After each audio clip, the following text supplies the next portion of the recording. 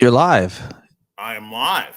You're on the internet with everybody watching us. I am on the internet with everybody watching, and yet it's not OnlyFans. Who knew?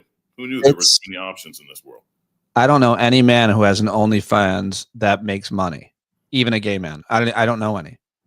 I did not know this. I didn't know you knew that much about OnlyFans. I was kidding. I know a good bit. I interviewed an OnlyFans content creator, a woman whose body defied anything you'd ever seen, like the shapeliness of her body, which probably creates some kind of preference, which creates a tremendous amount more demand. And she made millions of dollars. She was a lawyer, and then she made more a month than she was a year, just, going on OnlyFans. That sounds like, it's interesting, given the world that you're in, the world that I'm in from time to time. Content creation is a lot of work. Like it really, really, really is, especially when the content creation is you, right? Like if content creation is, and I don't want to, this word has negative connotations. You're not leeching, right? But if your content creation is fashion, well, someone else is creating the fashion. All you got to do is find it and talk about it, right? If your content creation is pop culture gossip, if your content creation is about sports, you're talking about content that other people make. But if your content creation is you, if people just like following your life, right? That's what you've sold them on. I'm an interesting person. That is exhausting because sometimes you ain't on. And having to be on all the time is work. Being off is also interest to the viewers who follow you. You're talking about these two different kinds of content creation. I think it's all work. If the question is it work? It's a lot. You got to figure out all kinds of technology. There's a lot of super talented, brilliant, I know more than I should interview these people, like journeyman comedians, men and women, who are great on stage at entertaining people in live audiences, but they just aren't going to learn how to use an HDMI cable and connect it to their computer and then go live the way I'm trying to. Like I'm good enough. I'm right there on the hump. I'm figuring it out because I want to be able to make money and live wherever I want. This future economy, what do you think about the future of media? What are you going to do? What are you going to harness? What can you say publicly? See, that's the thing. And this is a perfect lead in to what I called you about and left a message about and what I'm going to be talking about tomorrow. So I have been very excited. You're going to tell people the private news? You're going to go? I'm not going to tell people the private news. I'm just going to tell them that they should listen to my podcast tomorrow. I have very, very important things that I'm going to share. And I will tell you this, that is the future. Right? If you look at content creation in any way for anybody in media, Mehdi Hassan, start ZTO. Mark Lamont Hill went to YouTube. Roland Martin started this years ago, right? Glenn Beck. Independent, call it the difference, the conversation I think you're getting to, and I love this, and obviously it's my life, is how do you go from corporate media, an on-air person, anchor, commentator, host, whatever, however you identify, contributor? How do you go from the corporate where you walk into the cable news studio as you have and continue to, as I have and continue to, how do you convert that into independent media, corporate to independent, let's call it, or internet media? And I just want to throw it back to you, but we've seen people get forced out, or in my case, not renewed, or in a lot of other people's cases, not renewed. And you've seen them sink or swim. And it all depends on, can you actually make money doing this? What's the overhead? So go ahead. What do you think? What kind of money are you trying to make, right? Like, so you and I have talked about this. We met, at this point, almost 12 years ago doing CNN. Right. And I can reveal this now. CNN wasn't paying me. Right. When I was doing those morning segments, I think you were a paid contributor. I was a paid. I had a contract then. Yeah. Yeah. I was not a paid CNN contributor. And the thing is, I used to always tell people who were like, oh, my gosh, I want to do what you're doing. I was like, don't do this to make money, because they even 12 years ago, they weren't paying contributors that much. And I said, and the money can be very inconsistent. I said, now, if you want to do this to amplify your brand and monetize it in other ways, turn your TV appearances into speaking engagements and turn that into cash, well, there you go. But if you're going into this in and of itself to make money, it's extremely difficult to get rich off of TV. But it does also give you and every other academic, which is your primary role and career, a lot more heat, swagger, and I would imagine the ability to negotiate. Like when I was at Sirius, I wasn't able to get any leverage to negotiate for more money until I got on CNN. And then I had a tremendous amount of leverage to get more money from Sirius because I was getting them attention. You're getting your college and other academics can get their universities noticed and mentioned. That's a good thing, right? It's a necessary part of the job now. So I was having this conversation with a very good friend of mine who I've had on my podcast a couple of times. I think I can share this because he's talked about it. He talked about it to my class. I was talking to my friend Rodney Barnes. Now, he is a fantastic writer. He wrote on My Wife and Kids. He was one of I believe, the co-creators for Winning Time, the show about the Lakers. He's written for, you name the show, he's probably written for it at some particular point. I think Westworld, all sorts of other different places. And he now has, he just wrote a best-selling graphic novel, Blackula. Like he got the rights for sort of Blackula and did that, resurrected tonight. But what we were talking about is that every single industry, and certainly the media industry, it goes through these shifts. Sometimes they're technological, sometimes they're taste-based, sometimes they're environmentally based. Every 15 or 20 years, if you're lucky to be doing it that long, and success is dependent on a willingness to change. And like you said, a good stand-up comedian, right, who does not want to learn how to take their content and put it on Instagram and put it on TikTok, you may not struggle, but you're going to be out on the road in a way that you may not want to do anymore when you're 47, right? If you don't learn how to TikTok your comedy. I mean, you can make so much more money online in an hour than you would in a whole weekend or in a few hours of work. You can you don't have to fight anybody to get paid because YouTube's just going to pay you. YouTube is paying people. Yeah. I know personally several people who are getting paid. They have showed me the checks, my friend. And so my advice to you and everybody, and this is why I'm doing this live now and everything, is I think people understand. I heard Scott Galloway, like him or not. I think he's great. I think he's a really smart analyst in a lot of ways. He's not always right. I don't always agree with him, but I certainly agree with him in this. Just think, if you're hosting a podcast, it has to be on YouTube. It has to be video. That no one finds you. I don't care how big you are, bigger than me, smaller than me. No one's finding, new people aren't finding your podcast because no one finds podcasts, but you find YouTube shit. They feed you YouTube all day long, anything that you want. I mean, I wonder what they feed you, Jason, you filthy nerd. No, it's probably like cartoon shit and 80s theme shows and fucking football, sports. You're a lot of things. And actually, if you can figure out the tech, which is something that it's part of sort of my educational, I usually try and learn something over the holiday breaks. Roland Martin explained to me how you can sort of triple cast your stuff. So you can have something running on YouTube, running on Instagram, running on Twitter to the degree that anybody uses it anymore. Blue Sky doesn't have the technology yet, but you can run this across platforms. And I'll say this, which is another territory. So there's a great writer who I follow called Michael Jamin. Michael Jamin is great. You should follow him. He's on Instagram. He's really funny. He was one of the writers. He wrote Just Shoot Me. He was on, he wrote King of the Hill. I mean, he's written like every single sort of sitcom. And he has this new book out called A Paper Orchestra. And it's a series of essays about life, comedy, blah, blah, blah.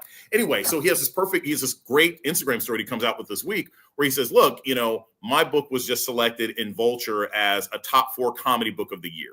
And he said, let me read you all the rejection letters that I got about this book, A Paper Orchestra.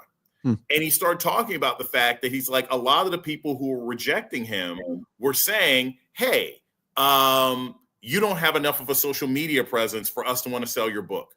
Nobody knows who you are, right? And so he built up his social media audience by, during the writer's strike, teaching people more about writing. He just took a skill set and was like, hey, I'm an out of work writer. Let me tell you what to do. Jason, it's crazy. I've been researching YouTube and how to monetize and what to do for the last few weeks, and I've learned so many hilarious things. Like if you made a video, I'm going to make a video. I'm going to just as an experiment to hook up an old stereo. I have this old stereo I can't let go of. Mm-hmm. Got cool lights. Hook up an old stereo to an iPhone. Like that video, maybe it's 3 minutes. That video might throw off 10 grand a year or something for somebody. Yes. It's crazy because people, whatever you have to offer, whatever you're an expert on, great. But for me, it's talking to smart people like you. So I'm excited for whatever you're going to do. So take it away. What what else can you tell us about what your plan is, if anything, or was that it? So I can tell everybody. So tomorrow we're dropping a very, very, very, very, very, very, very special episode of my podcast, A Word with Jason Johnson. Super duper excited about. Can't tell you anything now, but I go on with this audience a lot. So the podcast tends to drop 7 or 8 o'clock in the morning. So please make sure that you listen. Please make sure that you follow me on Instagram. Please make sure that you follow me on Blue Sky. My Instagram, which I always tell people, is Dr. Jason Politics, which is different than my Blue Sky or Twitter, which was Dr. Jason. Well, that's your first damn problem. You got to have continuity in your screen name, but that's look. Fine. It's a lesson learned. It's a lesson Anybody's learned. Gonna find you. Anybody's going to find you there. Yeah, and YouTube. You have to launch YouTube. Yeah, so I have a YouTube channel. I'm going to actually be working on that over the next couple of weeks over the holiday break. I'm sitting in for Lawrence O'Donnell tomorrow night at 10 p.m. on Friday on MSNBC. I'll also be doing some post-holiday stuff, I think, on the 27th. Yeah, that's right, because Christmas is on a Wednesday, the 25th this year. And finishing up my graphic novel. Very excited about that. Doing a lot of work with it, making sure everything is set with that. In other news, I think I don't know if I mentioned this to you, Pete. I just got back from a week in Cuba, which is fascinating. Why? Absolutely fascinating. I didn't know. You didn't tell me. Why did I come back? Well, I mean, I live here. Why did you go to Cuba? My university went. So Morgan State has a good relationship with the University of Havana. And I can say for somebody who, look, I'm a political scientist, but my area of expertise is America. I know general stuff about Caribbean, South America, whatever. Spending time in Cuba, especially getting there now, because who knows what happens under a Secretary of State, Marco Rubio. But spending time in Cuba was absolutely fascinating. There are fewer examples of the power, I'm putting this nicely, of American sanctions and embargoes on a country than what you see happening there. Cuba is 30 miles from Miami. Cuba is closer to Miami than Orlando is to Miami. But the kinds of things that these people can't get access to because of the U.S. embargo, because they had the audacity to say that they didn't want to be basically a vassal state of America 60 years ago, it's shocking. It's jaw-dropping. I thought they lifted a lot of that under Obama, then they put it back under Trump, and I just haven't followed it. But what else did you learn about their country, culture, history? Did you meet any cool people? Did you eat any cool things? Yeah. So I met a lot of great people. Like I said, it was a university trip. Key thing, in case anybody in the government's listening, you can't go to Cuba as a tourist. You either have to go there for training or you're going there as a scholar. So I was there as a scholar. Ridiculous.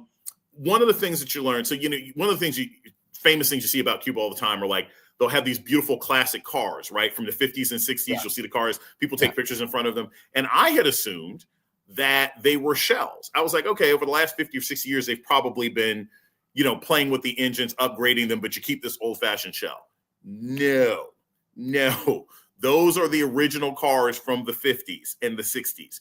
It is so difficult to get updated equipment into Cuba because of the U.S. embargo that these folks are still working with cars from 60 years ago. Well, my other understanding was the only reason those cars can still exist is because the climate doesn't rust them. If they were in Michigan, you couldn't keep a car outside. It would be dead. You can barely keep blue jeans in Michigan. I mean, look, you ever want to know somebody who comes from the Midwest? The bottom of their jeans are always frayed like it's been smoking lines of cocaine because of the salt and the snow. That's why New Yorkers wear black all the time. It's the only way to keep your pants from looking terrible. So yes, the weather helps. The weather does help. I had a gentleman there tell me, he said, the biggest thing, it's not sneaking in blue jeans like in, Russia and the Soviet Union 30 something years ago. He's like, if you bring spark plugs, like that's a huge thing there because it's something people have difficulty getting access to. Oh, so I'll say this about, say, food, right? The food is all over the place. There are some places I went where the food was incredibly bland and uninteresting. Why? Because it's very, very difficult to get fresh produce. Right. Why is it difficult to get fresh produce? Because part of the U.S. embargo, and like I said, I compared this to like an angry ex-husband who wants to punish his wife forever because she had the nerve to say that she wanted to leave him. It's not just that the United States won't sell things to Cuba. It's that the United States has passed laws telling other countries, if your ship docks in Cuba to sell products, that same ship cannot come to America for anywhere from 4 to 6 months. So if I'm delivering stuff and I'm like, well, wait a minute, Cuba's here, America's only 30 miles away, I can't afford to have this ship not be able to come back to the U.S. coast for half a year. So sorry, Cuba, we're not bringing you anything. So getting green vegetables, getting spinach, getting broccoli, getting different things like that can be very, very challenging there. So if you want really good food, you usually have to go into Old Havana where they have some incredible things that they sort of make locally and domestically because everything else is a challenge.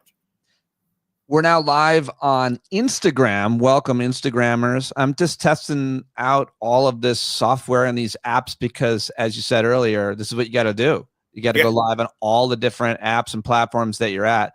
Welcome back from Cuba. That's really interesting to know. I hope that you smuggled something back. But since we're live, we probably shouldn't admit anything. Not a thing.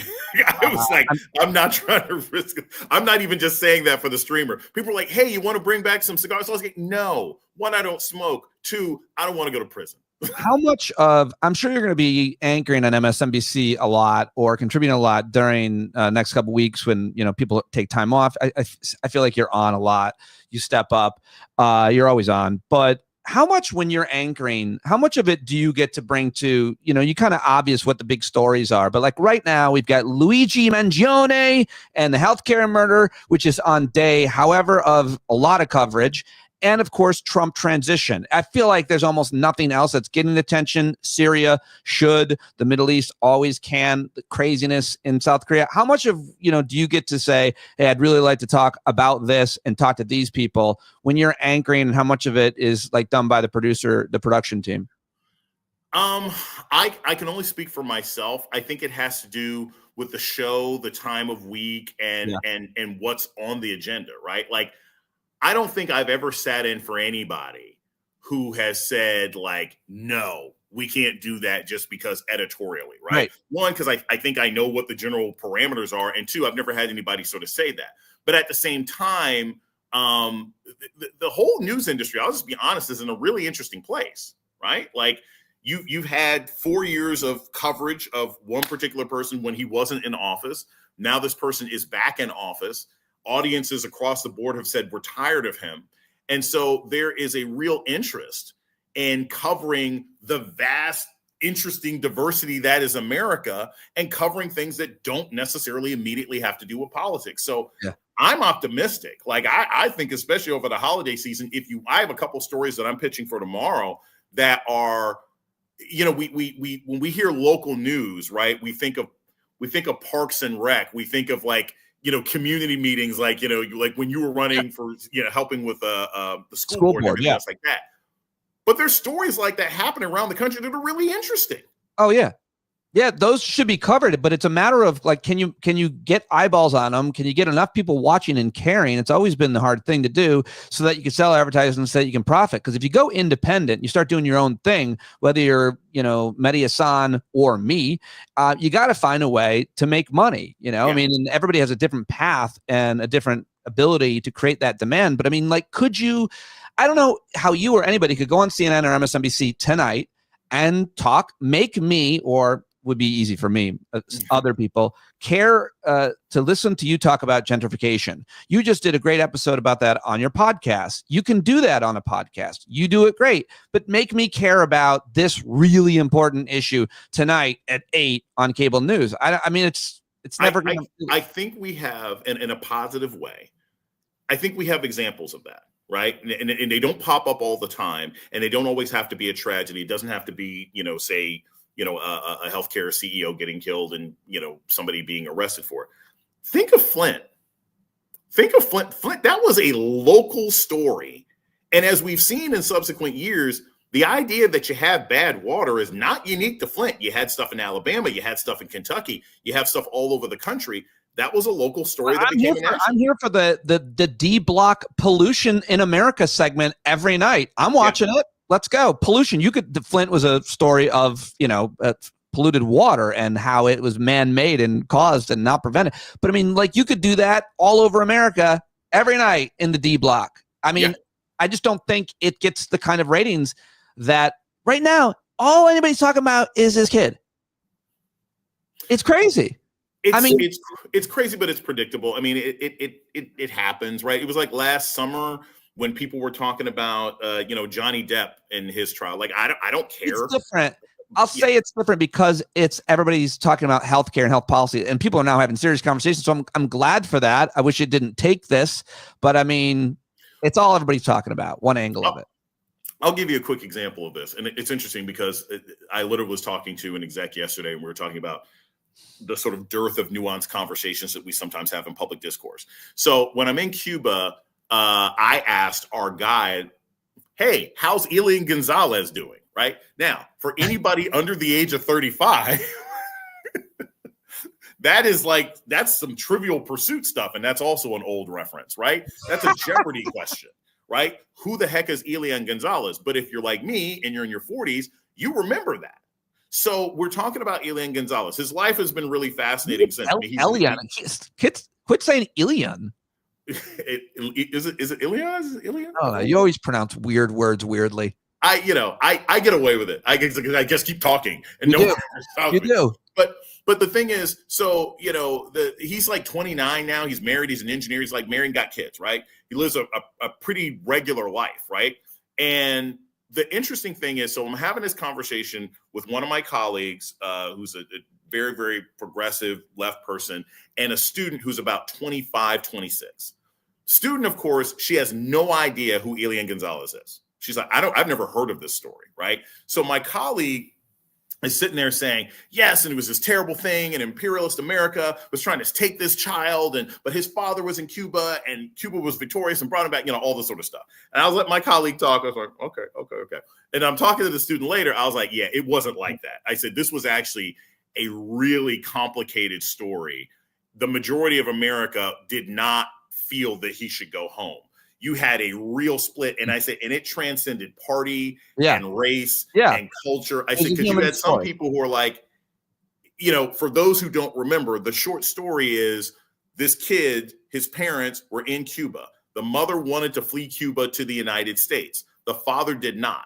The mother decided, I'm going to go anyway. So she flees Cuba with Elian and a couple of people. Their raft collapses, falls apart in the ocean. Everybody dies. Elian survived for 2 days in the water, surrounded by sharks. He was found by the United States, brought in by the Coast Guard, was connected with some of his family in Miami. The Miami Cuban community was like, we don't want to send this kid back, blah, blah, blah, blah, blah, blah. His father's like, bring him back home. And I said, and across America, you had some people who are like, his life is going to be better in America than Cuba. Don't send him back to the communist country. You had other people who were saying, hey, that's his dad. He should be reunited with his dad. And you had other people who were saying, his mother literally gave her life to try to bring this boy to American freedom. If we send him back, we're dishonoring her death. All of that ignored the fact that this was traumatic, and you ended up with pre-internet, one of the most memed photos of all time, which is American troops holding a gun on this boy and his uncle in a closet. That's because we decided to take him back, give him to Cuba, which is one of the reasons why Al Gore had difficulty and lost Florida in the 2020 election, 2000 election. But you're comparing that story to this story with America's obsession and divide over, that was kind of an immigration policy. By the way, I was thinking as you were explaining, imagine if that happened today, Trump would go out and kick his inner tube back. We're like, sorry, Elian, gotta go.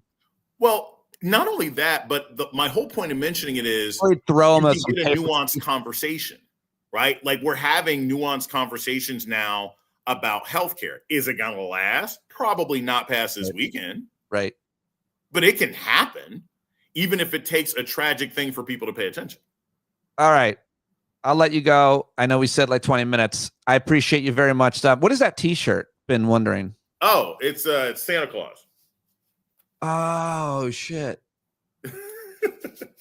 Got it. That's a big Santa thing and a Santa. I wish I saw the whole thing. We should have framed it up better. Thank you very much for stopping in, man. I really appreciate you. I'm looking forward to hearing your announcement tomorrow on A Word, the podcast. Go listen to it, and I'll talk to you soon.